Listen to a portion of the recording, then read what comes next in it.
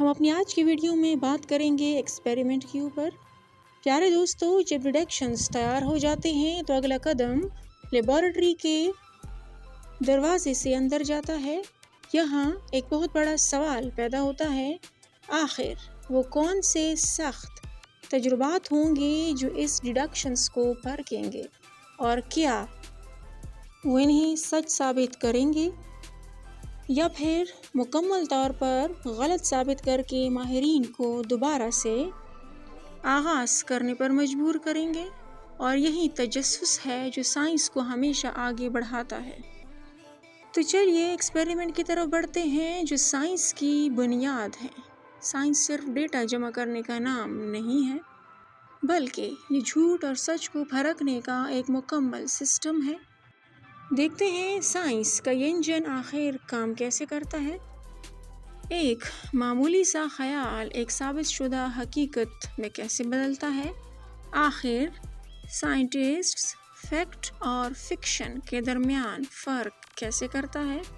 یہ ایک بہت بڑا اور بنیادی سوال ہے، کیونکہ کسی بھی دعوے کو سچ ماننے کے لیے ٹھوس ثبوت چاہیے ہوتے ہیں، ورنہ وہ صرف افسانہ ہی رہ جاتا ہے۔ اسی لیے تو ایکسپیریمنٹ بایولوجیکل میتھڈ کا ایک اہم مرحلہ سمجھا جاتا ہے، کیونکہ اگر ایکسپیریمنٹ نہ ہوں تو سارے سٹیپس بالکل بے معنی رہ جاتے ہیں۔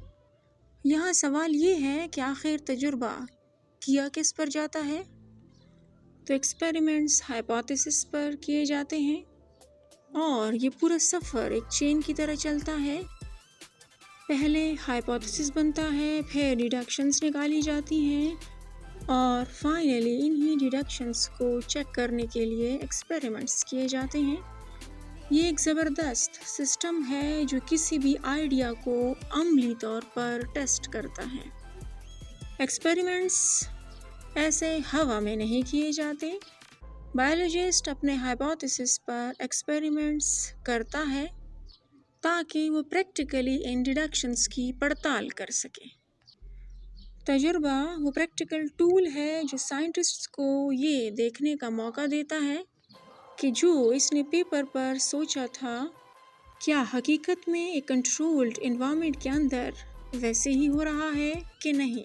اور جب ایکسپیریمنٹ پورا ہو جاتا ہے تو ریزلٹس کے دو ہی راستے ہوتے ہیں، یا تو ڈیڈکشنز سچ ثابت ہوتی ہیں یا پھر نہیں۔ اور کامیاب اور ناکام ڈیڈکشنز کا راستہ یہیں سے مکمل الگ ہو جاتا ہے۔ اور ان سب کا الٹیمیٹ نتیجہ کیا نکلتا ہے۔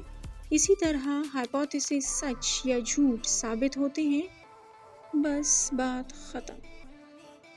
ایک انجان دعویٰ تجربے کی اس ٹھوس بنیاد سے گزر کر یا تو ایک پکی سچائی بن جاتا ہے یا پھر اسے غلط قرار دے کر رد کر دیا جاتا ہے۔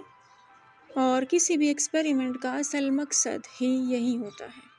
یہاں ایک دلچسپ سوال یہ ہے کہ اگر ایک ایکسپیریمنٹ ایک ہائپوتھیسس کو غلط ثابت کر دے تو ایک بایولوجسٹ کو کیا کرنا چاہیے؟